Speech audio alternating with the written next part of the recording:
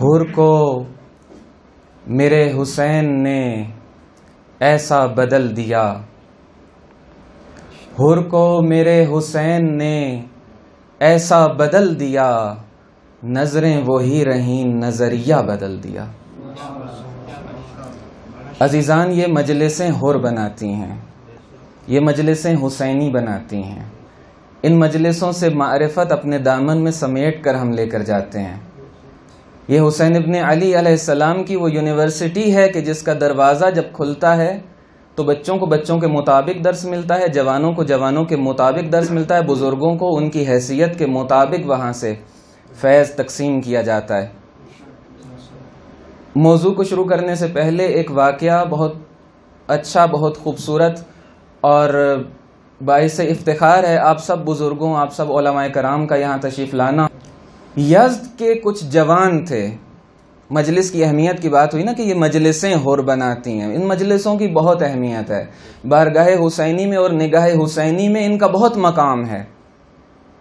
یزد کے کچھ جوانوں نے فیصلہ کیا مجلس عزا منعقد کرنے کا، لیکن ان کے پاس اخراجات نہیں تھے، تو ان لوگوں نے چندہ اکٹھا کرنا شروع کیا۔ تو ایک تاجر تھے اس شہر کے اور ایک شریف آدمی شمار کیے جاتے تھے، تو وہ جوان، وہ بچے اس شخص کے پاس جاتے ہیں اور کہتے ہیں کہ ہمیں مجلس عزا کروانی ہے، ہم چندہ اکٹھا کر رہے ہیں۔ تو اس نے کہا کہ اے جوانوں، ایسا کرو کہ دیکھو کہ تمہیں مجلس پر کتنا خرچ کرنا ہے، کنجوسی مت کرنا، جتنے میں ایک باوقار مجلس ہو سکتی ہے وہ سب ایسٹیمیٹ لگا کر میرے پاس لے کر کے آؤ۔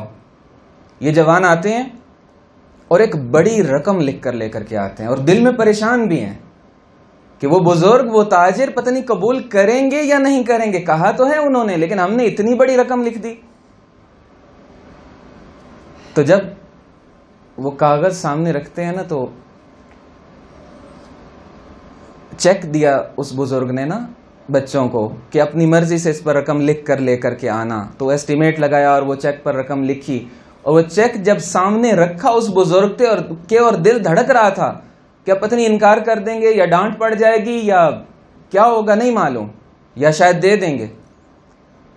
تو اس بزرگ نے، بامعرفت تاجر تھا، تجارت کے ہنر جانتا تھا، جہاں رقم لکھی ہوئی تھی اس نے وہاں ہاتھ رکھ لیا اور ہاتھ رکھ کے رقم دیکھے بغیر اس چیک کے اوپر سائن کر دی اس بزرگ نے،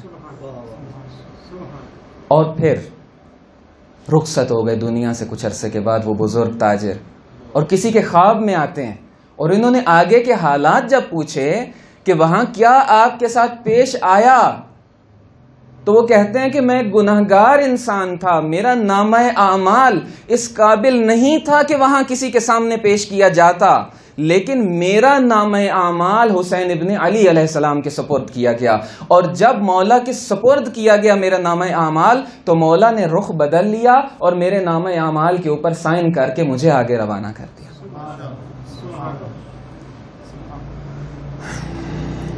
عزیزو، یہ معرفت کی دنیا ہے۔ کل گفتگو ہماری یہاں تک پہنچی تھی کہ انسان کی قیمت اس کی معرفت کی بنیاد پر ہے، جتنی یہ معرفت بڑھتی چلی جائے گی اس کی قیمت بڑھتی چلی جائے گی، اس کے اعمال میں وزن آتا چلا جائے گا۔ اور آج یہیں سے گفتگو کو آگے لے کر کے بڑھتے ہیں، اور کل یہ بات بھی عرض ہوئی کہ لا يقبل اللہ العمل الا بمعرفت پر ہم آج آئیں گے۔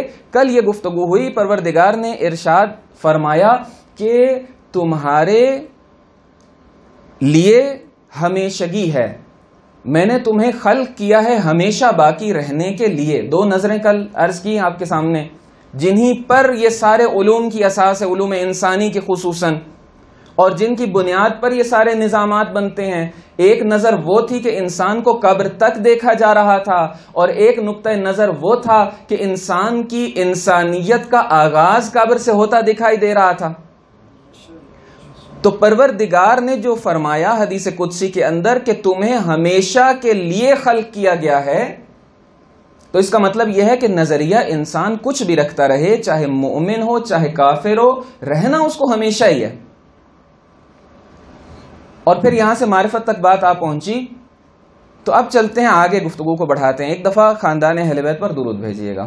اللہ صلی علی محمد و آل محمد وعجل فرجہ. اور یہ درس ہمیں در اہل بیت سے لینے ہیں، اور وہاں سے آواز آتی ہے کہ مولا کائنات فرماتے ہیں کہ ما رأیت شیئا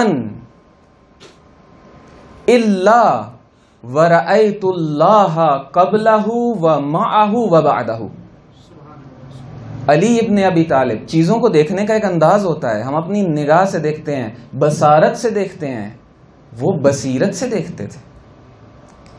بصارت سے دیکھنا اور ہے، بصیرت سے دیکھنا اور ہے. بصیرت سے کیسے دیکھا جاتا ہے؟ مولا نے طریقہ بتا دیا. ما رأیت شیئا، میں نے کسی چیز پر کبھی نگاہ ہی نہیں کی. الا ورأیت اللہ، مگر یہ کہ پروردگار کے جلوے دیکھے.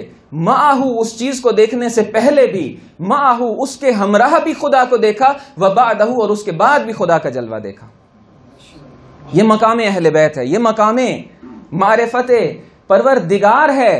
اور یہ معرفت ہی ہے کہ جو مخلوقات کے اندر ایک ڈفرنس کا سبب بنتی ہے، ایک امتیاز کا سبب بنتی ہے. پروردگار نے مختلف مخلوقات کو خلق کرنا تھا، جمادات بنانے تھے، نباتات، جمادات پتھر، نباتات یہ درخت وغیرہ اور پودے، حیوانات کو بھی بنانا تھا، فرشتوں کو بھی بنانا تھا.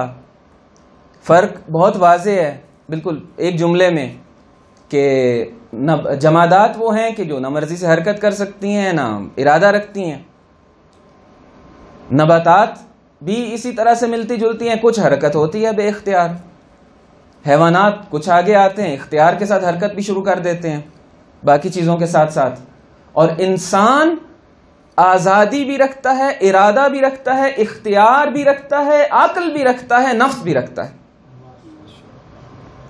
اور پھر فرشتے نمو شاید رکھتے ہیں بعض کے مطابق لیکن الگ طریقے سے، شعور رکھتے ہیں لیکن الگ طریقے سے، ارادہ رکھتے ہیں لیکن الگ طریقے سے، نفس نہیں رکھتے، عقل محض ہے.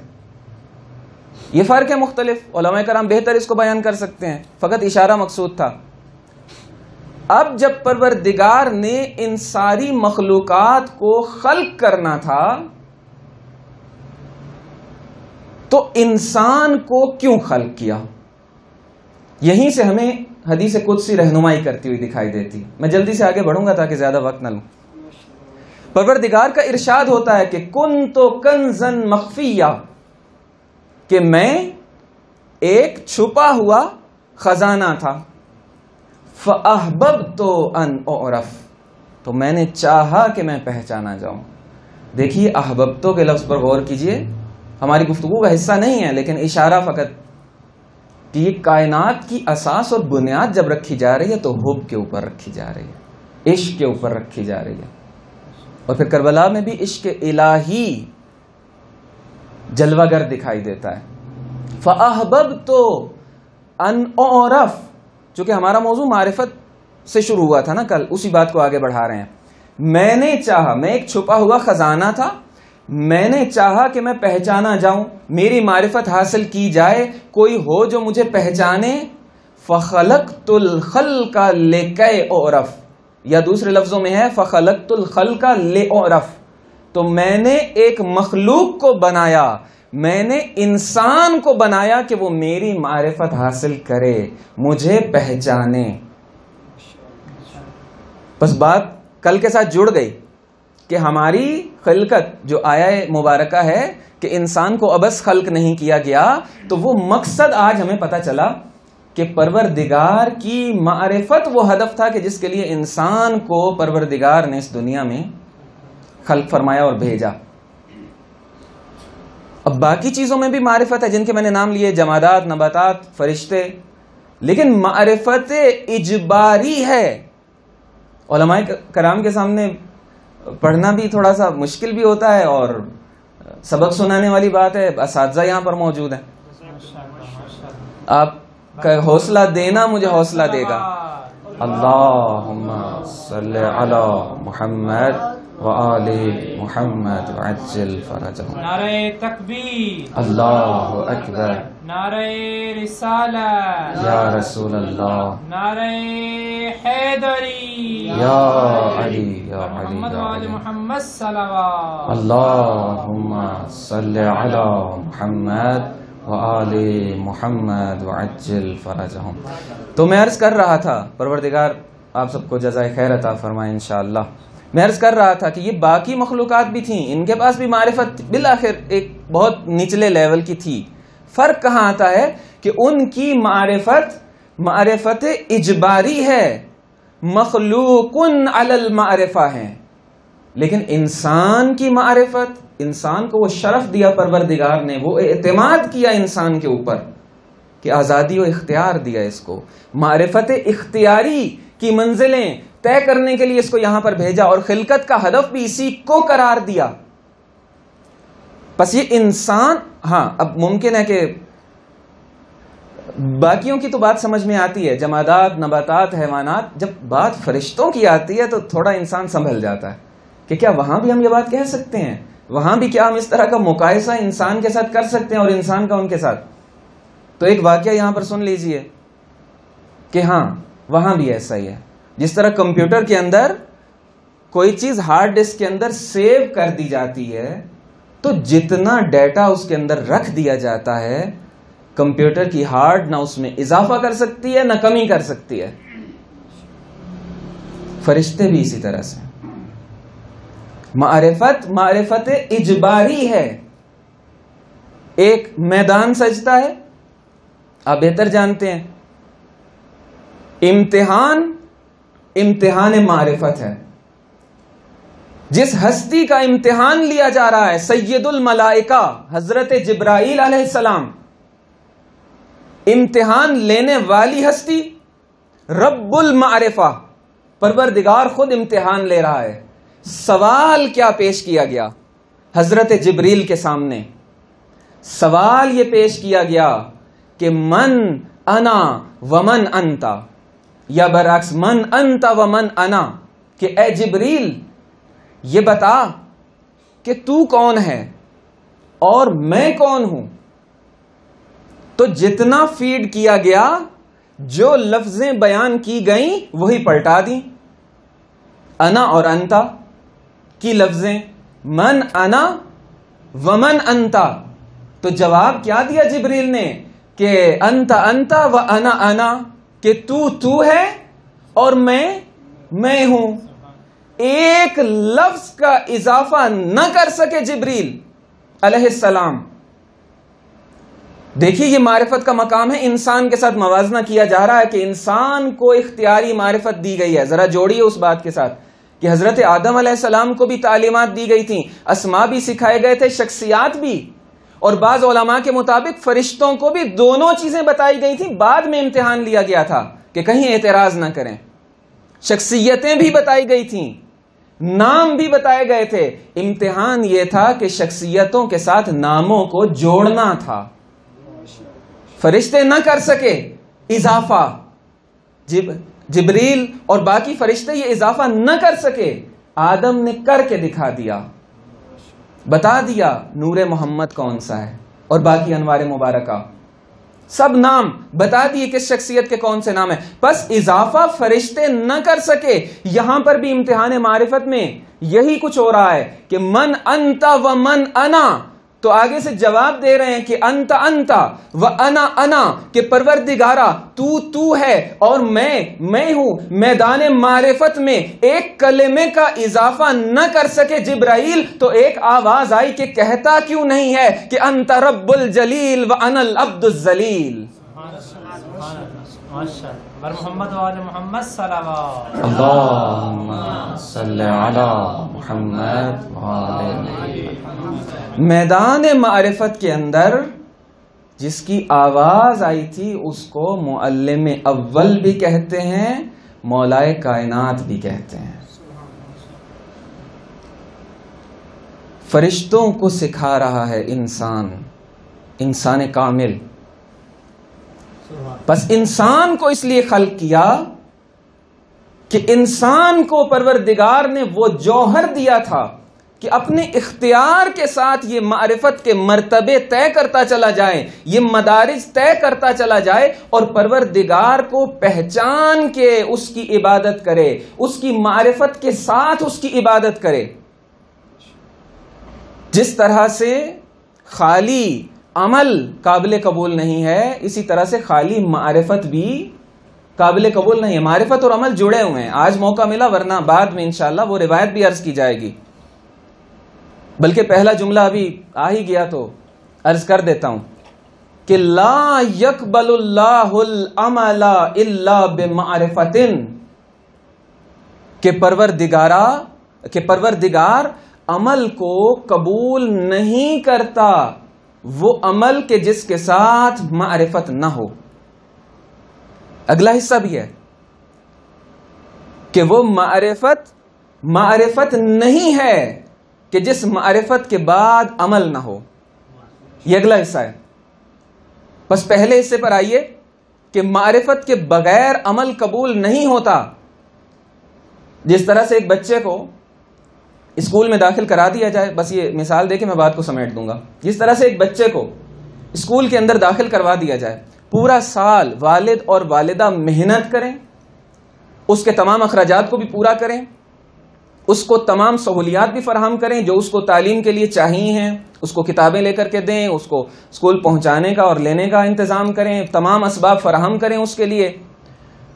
بچہ بھی اچھا ہے، لیکن آخر سال کیوں بھیجا تھا کہ یہ جب سال گزرے تو ایک اسٹیپ آگے چلا جائے، کچھ سیکھ لے۔ لیکن آخر سال بچہ رزلٹ کارڈ جب لے کر گھر آئے اور والدین کے سامنے پیش کرے تو اس پر لکھا ہو فیل، تو کیا کیفیت ہوگی والد کی اور والدہ کی؟ بھیجا اس لیے گیا تھا کہ ایک مرتبہ طے کرے، لیکن بچہ اب اپنے دفاع میں آ جائے اگر اور کہے کہ بابا میں نے پورا سال جب میں اسکول جاتا تھا اسکول کی کھڑکیوں کے شیشے نہیں توڑے، میں نے، قبول کیا جائے گا؟ بابا میں نے پورا سال کاپیاں نہیں پھاڑی، بابا میں نے پورا سال کسی کے ساتھ جھگڑا نہیں کیا، بابا پورا سال معلم کی اطاعت کرتا رہا، کلاس کے اندر مؤدب بن کے رہا، کچھ قبول نہیں کیا جائے گا۔ کیوں؟ کیونکہ جس ہدف کے لیے بھیجا جا رہا تھا وہ اچیو کر کے نہیں آیا یہ شخص، یہ بچہ، اور سال کے بعد وہیں کا وہیں کھڑا ہے، کچھ قبول نہیں کیا جائے گا۔ تصویر کا رخ بدلیے، یہی بچہ بہترین نمبر لے کر کے آئے، رزلٹ کارڈ والدین کی خدمت میں پیش کرے، اور اب ساتھ یہ اضافے بھی کرتا چلا جائے کہ بابا میں نے پورے سال کھڑکیوں کے شیشے نہیں توڑے، ہاں بیٹا تمہیں ایسا ہی کرنا چاہیے تھا، بابا میں نے پورے سال کسی کے ساتھ جھگڑا نہیں کیا، شاباش میرے بچے تمہیں یہی کرنا چاہیے تھا۔ یہی تو پروردگار فرما رہا ہے کہ امام فرما رہے ہیں کہ لا يقبل اللہ العمل الا بمعرفت، کہ پروردگار جب تم پہنچو گے قیامت کے دن تو اس دن تمہارے کسی عمل کو قبول نہیں کرے گا جب تک کہ وہ معرفت کے ہمراہ نہ ہو۔ یہ اسی طرح سے ہے، اگر کوئی وہاں جا کر کہے کہ پروردگارا میرے جو نمبر مجھے یہاں دیے جا رہے ہیں وہ صفر کیوں ہیں قیامت کے میدان میں نے تو پورا سال پوری زندگی غیبت نہیں کی تھی، میں نے تو پوری زندگی نمازیں پڑھی تھیں، میں نے تو روزے رکھے تھے، حج کیے تھے، سب کچھ کیا تھا، وہاں یہ جواب دیا جائے گا کہ چونکہ جس ہدف کے لیے تمہیں خلق کیا تھا کنت کنزن مخفیہ کے تحت، اس ہدف کے بغیر آ گئے ہو۔ بس اگر ہم اس ہدف کو حاصل کیے بغیر یہاں سے چلے گئے تو ہم نے کچھ نہ کیا، پروردگار کی معرفت کے بغیر چلے گئے، اس کے دیے ہوئے نظام کی معرفت کے بغیر چلے گئے، ہادی برحق اور ہادیان برحق کی معرفت کے بغیر چلے گئے تو جو کچھ لے کر کے جائیں ان کا وزن صفر ہوگا۔ لیکن اگر معرفت کے ساتھ ہوگا یہ سب کچھ تو پھر وہاں پر ریسپیکٹ بھی ملے گی، عزت بھی ملے گی، اور وہاں پر جو کچھ ہوگا اس سے پروردگار کی رحمت سے توقع لگائے بیٹھے ہم سب، اور یہ معرفت ہوتی ہے کہ جو انسان کے عمل پر تاثیر گزار ہے. روایت کا جو دوسرا جملہ تھا وہ یہ تھا کہ وہ معرفت نہیں ہے کہ جس کے ساتھ عمل ہمراہی نہ کر رہا ہو. اب جس کو خطرے کا پتہ ہو وہ اس کی طرف نہیں جاتا، لیکن ایک بچہ جس کو نہیں پتا کہ یہ شیر آگے سے کیسا میرے ساتھ رویہ رکھے گا، وہ بچہ بھاگتا ہوا چلا جاتا ہے اس کی طرف. سمجھدار آدمی نہیں جاتا. جب تک معرفت میں کمی تھی، جب تک وہ منزلیں طے نہیں کی تھیں، جسارتوں پر جسارتیں کرتا چلا جا رہا تھا. جسارتیں بڑھتی چلی جا رہی تھیں. ایک منزل وہ آئی کہ روک لیا رستے کے اندر قافلہ حسینی کو حر نے، اور وہ کریم کربلا حسین ابن علی ایک منزل پر جب پہنچتے ہیں، مختصر پڑاؤ کے بعد اپنے ساتھیوں سے کہتے ہیں کہ اے ساتھیو، جتنا ممکن ہے پانی بھر لو، جتنا ممکن ہے پانی بھر لو. با معرفت ساتھیوں میں سے کسی نے سوال تک نہ کیا کہ مولا آپ اتنا پانی اٹھانے کا کیوں کہہ رہے ہیں. جانتے تھے کہ کوئی حکمت ضرور ہوگی، امام وقت کہہ رہے ہیں. حسین ابن علی کو کسی کاروان کو سیراب کرنا تھا. کسی کو پانی کی پیاس تھی، کسی کو معرفت کی پیاس تھی. حر آیا، روک لیا، فرمایا کہ تم لوگوں نے خود خط لکھ کر ہمیں بلایا تھا. کہا کہ میں کچھ نہیں جانتا، مجھے یہ دستور دیا گیا ہے کہ مجھے آپ کے ساتھ رہنا ہے. فرمایا کہ اگر تم اپنے ان خطوط سے واپس پلٹتے ہو، اپنی اس دعوت سے منہ موڑ لیتے ہو، تو چھوڑو، میں بھی واپس چلا جاتا ہوں، مجھے تمہاری ضرورت نہیں ہے. حسین ابن علی کو طاغوت کا مقابلہ کرنے کے لیے کوفیوں کی بھلا کیا ضرورت تھی؟ ان کے خطوط نے تو حسین ابن علی علیہ السلام کی ذمہ داری میں اضافہ کر دیا تھا. کسی اور طریقے سے باطل کا مقابلہ کر لیں گے، نہیں آتے تمہاری طرف. کہا کہ نہیں، مجھے یہ دستور دیا گیا ہے کہ تب تک آپ کے ساتھ رہوں جب تک کہ آپ کو ابن زیاد تک نہ لے کر کے چلا جاؤں. جسارت بڑھتی جا رہی ہے، اتنی بڑھی جسارت کہ لگام فرس میں ہاتھ ڈال لیا. دل چاہیے عزیزو. ابو الفضل العباس موجود ہیں ابھی، علی اکبر موجود ہیں ابھی، اور لگام فرس حسینی میں ہاتھ ڈالنے کی جرأت، وہ جو ہلاکت اور تباہی اور گمراہی کی جو گھاٹی ہوتی ہے اس کے دہانے پر پہنچ رہا ہے. اور انتہاؤں کو پہنچ رہی ہے جسارت، اور اس کو بچانا ہے. امام کا کام اور امام کا ہدف بشریت کو بچانا ہے، ہادی بنا کر بھیجے گئے ہیں. وہاں بھی ایک ایسا فارمولہ اپنایا امام حسین علیہ السلام نے کہ اب یہ آخری ڈوز ہے، جسارت بھی انتہا کی اور علاج بھی اپنا آخری انتہاؤں کا علاج، کہ یا بچ جائے گا یا جہنم کے گڑھوں میں جا گرے گا. جملہ ارشاد فرمایا. عزیزو، دو چیزیں ہیں جن کو زندہ رکھنے کی ضرورت ہے، ایک غدیر اور ایک فاطمیہ. غدیر ہمارے مکتب کی اساس اور پہچان اور بنیاد کا نام ہے، اور فاطمیہ وہ ہیں کہ اگر کوئی در سیدہ پر آ گیا تو پھر یا ہدایت پا جائے گا یا بدبختی کی انتہاؤں کو پہنچ جائے گا، درمیان کی پھر کوئی کیفیت باقی نہیں رہتی ہے. یہی علاج کیا حسین ابن علی نے. جملہ ارشاد فرمایا، سکلت کا اموں کا یا حر ما ترید. اے حر، لگامے فرس حسینی میں ہاتھ ڈال کر جو جسارت کر رہے ہو، کیا چاہتے ہو؟ تمہاری ماں تمہارے غم میں بیٹھے. 1000 کے لشکر کا سپہ سالار ہے، کوئی چھوٹا آدمی نہیں ہے. کہتا ہے جب غیرت پر حملہ ہوا نا، امام حسین علیہ السلام اس کو بے عزت نہیں کرنا چاہتے تھے سب کے سامنے. نبض شناس تھے، نباز فطرت تھے حسین ابن علی. پہچانتے تھے کہ کس علاج کا اثر اس کے اوپر ممکن ہے. تو اندر سے بیدار کر دیا اس کے ایمان کو. کہا کہ اے حسین ابن علی، اگر ایسی کیفیت میں کہ جس میں آپ اس وقت ہیں، اور ایسی کیفیت میں، ایسے غلبے میں کہ میں جس وقت ہوں، اگر کوئی اور عربوں میں سے میری توہین کرتا اور میری والدہ کا نام لیتا تو میں بھی پلٹ کر اس کی والدہ کا نام لیتا. لیکن کیا کروں کہ آپ کی والدہ جناب سیدہ اطہر ہیں. بس عزیزو، یہ چنگاری تھی کہ جس کو دوبارہ سے خاکستر سے نکال کر بیدار کر دیا اور روشن کر دیا حسین ابن علی نے. لیکن ابھی اس معرفت کو اور سیکل ہونے کی ضرورت ہے. ایک دوسرے کے ساتھ دونوں وان چلتے چلے جا رہے ہیں. کچھ فاصلے سے ہر کا لشکر بھی ساتھ ساتھ ہے. لیکن عزیزو، ایک جگہ ایسی آئی کہ جہاں پر امام حسین علیہ السلام کی سواری رک گئی، قدم آگے نہیں بڑھا رہی. بدلا گیا، نہیں آگے بڑھا، بدلا گیا، نہیں آگے بڑھا.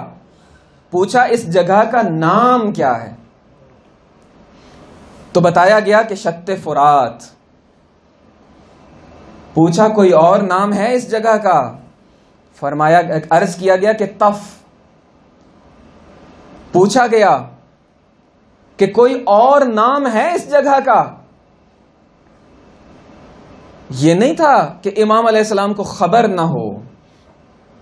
امام علیہ السلام یہ بتانا چاہتے تھے کہ حیوانات بھی اس جگہ کو پہچانتے ہیں کہ جہاں حسین ابن علی کو شہید کیا جائے گا. یہ سمجھانا چاہ رہے تھے. جانتے تھے اس جگہ کو.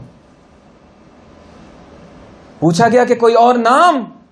تو عرض کی گئی کہ نینوا. اور پھر پوچھا گیا کہ اس جگہ کا کوئی اور نام، کاش نہ لیتا وہ نام لینے والا کہا کربلا. تو اب ارشاد فرمایا کہ اعوذ باللہ من کرب و بلا، ھذا محط رحالنا و مسفک دمائنا، کہ میں پناہ مانگتا ہوں اس کرب و بلا سے. یہ وہ جگہ ہے کہ جہاں ہمارے خیمے نصب کیے جائیں گے. یہ وہ جگہ ہے کہ جہاں اس پاکیزہ خون کو زمین پر بہایا جائے گا. عزیزوں، کوئی چھوٹا جرم نہیں کیا ہور نے. یہ سب مصیبتیں جو بعد میں آ رہی ہیں، شاید اس طرح سے نہ ہوتا اگر ہور نہ روکتا. شام غریباں، شب عاشور، خیمہ گاہ حسینی سے جو آوازیں بلند ہو رہی ہیں، ہور پریشان ہے. کیفیت بدلی ہوئی ہے. کسی نے پوچھا کہ اے ہور، تمہاری یہ کیفیت کیوں؟ تو کہا کہ چلو میرے ساتھ. تھوڑا دور لے کر کے آیا، تھوڑا تنہائی میں لے کر کے آیا تو آوازیں بلند تھیں. راوی کہتا ہے کہ لہم دوی کدوی النحل، جس طرح شہد کی مکھیوں کے چھتے سے بن بناہٹ کی آوازیں آ رہی ہوتی ہیں. حسین ابن علی علیہ السلام ہم جیسے بے عمل لوگوں کو ساتھ لے کر کے نہیں چلے تھے. تلاوت قرآن کی آوازیں تھیں. عشق الہی میں ڈوبے ہوئے اس قافلے سے مناجات کی آوازیں تھیں. تو وہیں پر جب یہ لوگ ان آوازوں کو سنتے ہیں تو ایک اور آواز بھی ان آوازوں کے اندر تھی، چھوٹے چھوٹے بچوں کی آواز، الاتش الاتش. ہر کی کیفیت بدل رہی تھی عزیزو. سپیدے دم تیزی سے اپنا گھوڑا دوڑاتے ہوئے عمر سعد کے پاس آتا ہے ہور کہ اے عمر سعد، کیا واقعی آج جنگ ہوگی؟ تو کہتا ہے ہاں ہور، ایسی جنگ ہوگی کہ کم سے کم بھی اس میں جو کچھ ہوگا وہ سروں اور ہاتھوں اور پیروں کا کٹنا ہوگا. بس اب گھوڑے کو موڑا، اتنی تیزی سے گھوڑا دوڑاتے ہوئے اپنے خیمے کی طرف پلٹا کہ اب کوئی طاقت نہیں تھی جو ہور کو روک لے. عشق حسین کی چنگاری اپنے عروج کو پہنچ چکی تھی. عشق جناب سیدہ اپنا کام کر چکا تھا. لشکر یزید سے ہر نکالے جا رہے تھے. بھائی نے پوچھا کہاں جاتے ہیں؟ اپنا مقصد بتایا. بیٹے علی نے پوچھا بابا کہاں جاتے ہیں؟ اپنا مقصد بتایا. بھائی کو ساتھ لیا, بیٹے کو ساتھ لیا, غلام کو ساتھ لیا, ایک چھوٹا سا قافلہ بنا کر, ندامت کا پیکر بن کر ہر چلا خیمہ گاہ حسینی کی طرف. اتنا بڑا خطا کار چلا مولا آپ کی طرف. کس طریقے سے آپ نے اس کا استقبال کروایا, کس طریقے سے اس کو اپنے سینے سے لگایا. اے اور کوئی خطاؤں کو معاف کرنے والے حسین, اپنے ان چاہنے والوں کی خطاؤں کو معاف کر کے ان کو کربلائی بنا دیجئے, ان کو حسینی بنا دیجئے. خبر ملی کہ ہو رہا ہے. کہا کہ جاؤ استقبال کرو, ہمارا مہمان آ رہا ہے.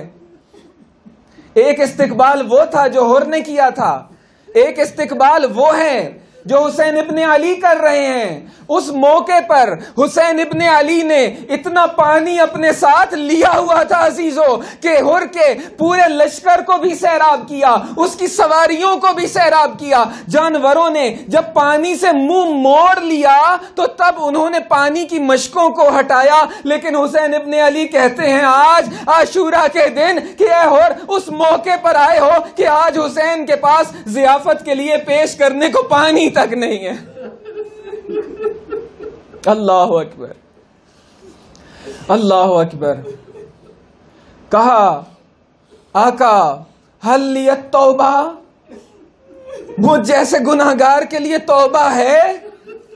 کوئی دروازہ, کوئی گنجائش؟ اٹھایا, بازوؤں سے پکڑ کے اٹھایا. کریم کربلا نے سینے سے لگایا کہ ہاں اور تیرے لیے بھی توبہ کا دروازہ ہے, آ مجھ حسین کے سینے سے لگ جا. ایک عرض کی کہ آقا ایک اجازت دے دیجئے, مجھے سیدانیوں سے معافی مانگنے کے لیے جانے کی اجازت دے دیجئے. اجازت ملی. خیمہ ہائے فاطمی کے باہر آ کر عرض کرتا ہے السلام علیکم یا اہل بیت النبوہ. خیمہ گاہ حسینی سے بیبیاں متوجہ ہوئیں کہ یہ وہی ہر ہے کہ جو ہمارے ان ایام کا سبب بنا, ہمارے یہاں روکے جانے کا سبب بنا. لیکن آج ندامت کے آنسو لیے ہماری دہلیز پر آ کر بیٹھا ہے, معافی مانگتا ہے, کہتا ہے کہ بیبیو میری 2 گزارشیں مان لو. عزیزو اتنا درد تھا ہر کی آواز میں, کہتا ہے میری 2 گزارشیں قبول کر لیجئے یا اہل بیت النبوہ. پہلی گزارش کیا تھی؟ ہر نے کہا کہ اے بیبیو, اے خاندان عصمت کی مخدرات, مجھے معاف کر دو. عزیزو اتنا درد تھا اس آواز میں کہ خیمہ گاہ حسینی سے گریہ و کوہرام کی آوازیں بلند ہونا شروع ہوئیں. واہ محمدہ, واہ محمدہ, واہ علیہ. اور نے اپنے سر میں خاک ڈالنا شروع کی. اور نے دوسری گزارش عرض کی کہ اے خاندان عصمت کی بیبیوں, میری ایک اور گزارش مان لو. قیامت کا جب میدان سجے, جب سب کو حاضر کیا جائے تو اتنا کرنا جناب سیدہ کے سامنے میری شکایت نہ کرنا.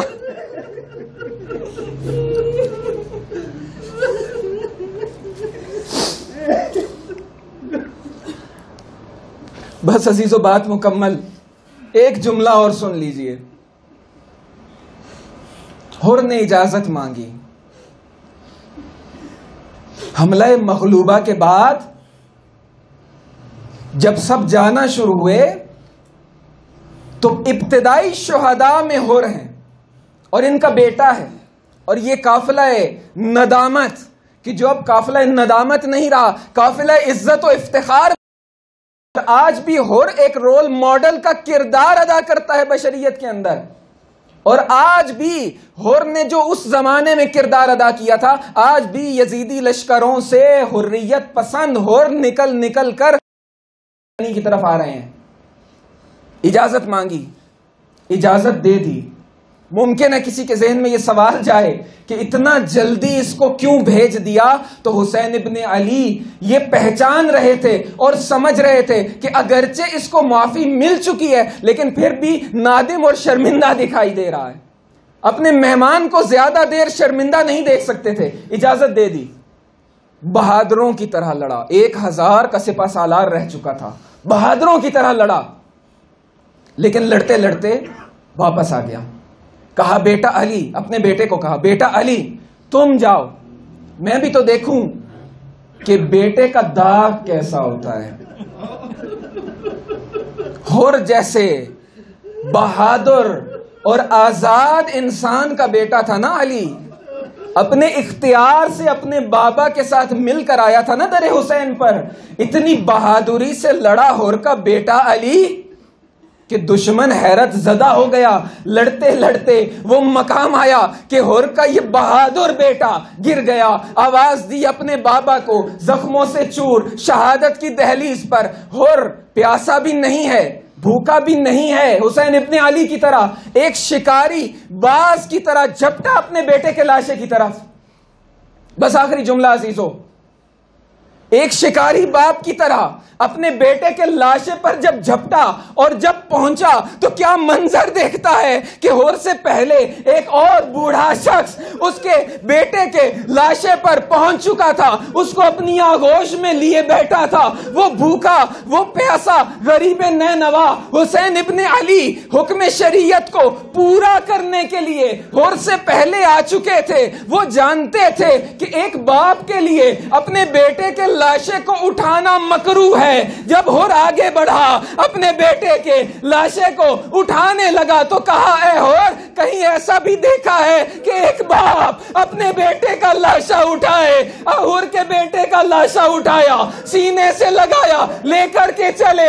اے حر، اس وقت آنا جب یہی بوڑھا باپ ہوگا ایک ننھی سی 6 مہینے کی لاش ہاتھوں پر لیے، کبھی آگے کبھی پیچھے، انا للہ وَإِنَّا إِلَيْهِ رَاجِعُونَ، رِضًا بِقَضَائِهِ وَتَسْلِيمًا لِأَمْرِهِ.